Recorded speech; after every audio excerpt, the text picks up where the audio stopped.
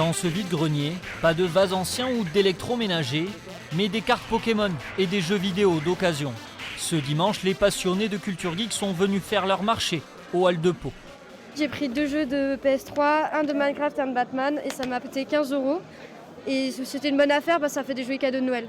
25 €, monsieur. J'ai acheté 2 jeux de PlayStation, vu que j'achète pas sur le net, autant en profiter. Souvent on peut trouver quelques pépites.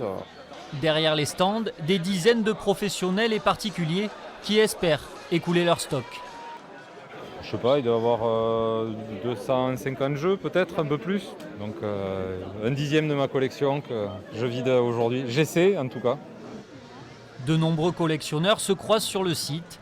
Giacomo vient de vendre une carte Pokémon 70 € et part chiner sur d'autres stands.